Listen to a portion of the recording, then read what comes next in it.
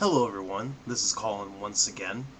I'm making this video because I just watched a video by a hater here on YouTube, um, Kron 3, and this guy, basically, he made several new videos. He's been on a roll lately, but one of his newest videos is talking about it's called Islam and Desecration or something to that effect. Basically, the whole point of his video is that apparently throughout history, Muslims have lands they've entered and controlled, they basically would demolish or essentially they would convert churches into mosques.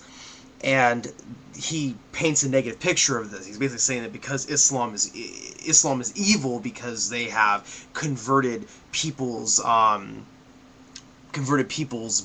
former places of worship into mosques. Now, what's interesting is that he rains off a list of several buildings. To his credit, he mentions several key locations that used to be cathedrals or churches, and then therefore were converted into mosques when Muslims took over the said areas. I'm not going to go through each one and refute each one, but let's just discuss this concept of one religious group coming into an area, the religion becomes very popular in that area, and a holy site is transformed into basically a religious site, a place of worship for the majority people or the majority religion. Now, the way he paints the picture is that because Muslims did this, this means Islam is evil. Okay? I mean, he doesn't say that word for word, but that's his implication. Well, this is the problem with people like Kron 3. This is the problem I have with people who generalize or have double standards. Because, like I've already refuted in so many videos in the past, with regards to people like Kron 3, they'll make a statement, they'll make an argument against Islam, and they'll make the argument against Muslims, but they will not make the argument against other people. And like I've already proven, Kron 3 is basically likes kissing the butt of every Jew and Christian that he runs into, and likes to propagate the idea that the Bible is, the Bible's the true word of God, the Quran's just a knockoff, and things like this. Now, I don't know exactly what actual religion Kron 3 actually follows, but it's obvious that he hates Islam and is in bed with Christians and Jews. Now, having said that, I want to know why Kron 3 did not mention the desecration of holy sites done by Christians upon other people's holy sites. I would like to know that, because if the fact that Muslims throughout history converted churches into mosques, if that makes them evil, then why doesn't he attack Christians or Jews for doing the same thing to pagan holy shrines? Why doesn't he? I would like to know that. Because if that is the standard by which we're going to deduce that a religion is evil because they convert the holy sites of other people into their religious holy sites, then that means that pretty much every world religion is evil. To my knowledge, almost every major religion has done this. At least, safe to assume, the Abrahamic faith, and I would believe Hinduism as well, were holy sites that used to belong to one group that then become holy sites of someone else by a conversion process. But let's look at two main places. Let's look at two main places that he mentioned. He first off mentioned the Dome of the Rock and the Al-Aqsa Mosque. And the thing is that in Islam, the Temple Mount is considered to be a holy site in Islam, and they have all due respect to the holy site in that it is shared by both Jews and Christians.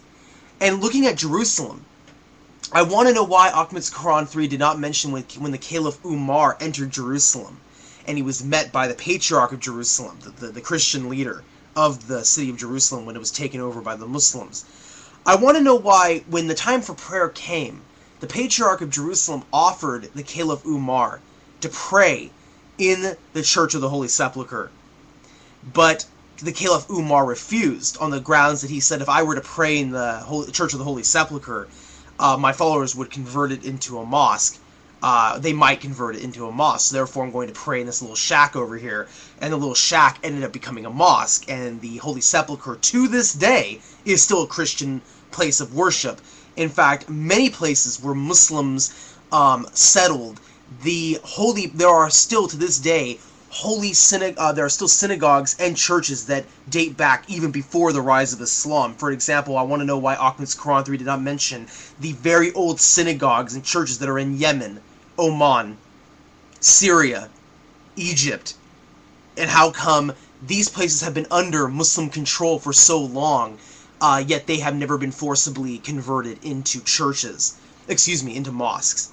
Why didn't he mention those? Alright, he mentioned about a dozen, okay, out of all the places he mentioned about a dozen, yet he never mentioned these churches that are still churches to this day, or synagogues that are still synagogues to this day, even though they were under Muslim control for years. Same with Hindu temples, because as we know, Hinduism is the majority in India, yet Muslims ruled that for years, that land for years. Why didn't he mention any of this? Why does he try and paint this picture that every church, every synagogue is converted by Muslims? Why?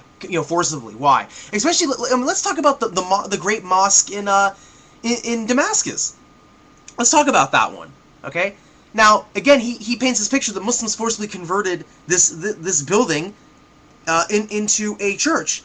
Well, what's interesting is the majority of the mosque, as it stands, was not actually a church. Okay. If Ahmad's Quran 3 actually knew the true history of this building, he would know that the land on which the mosque in Damascus actually stands, prior to this, used to be a temple of Hadad by the Armenians. Okay? Then, it was a temple of Jupiter during the Roman period, and then the Christians converted it to a church to dedicate it to John the Baptist during the Byzantine period.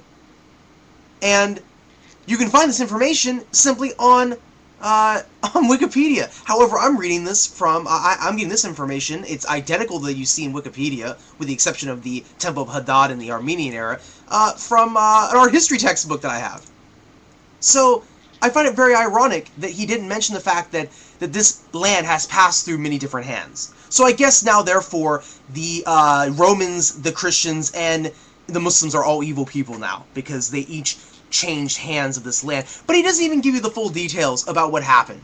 Okay, when the Muslims conquered this in 636, according to a book, the source for this is Umayyad Mosques. What's interesting is that it didn't even affect the church. The church was still there, but the Muslims just built a mud brick structure so that they could pray. However, during the Umayyad Caliph, Al-Walid I purchased the land from the Christians. So, why did Ahmad's Quran 3 mention that the Caliph purchased it? He actually bought it from the Christians.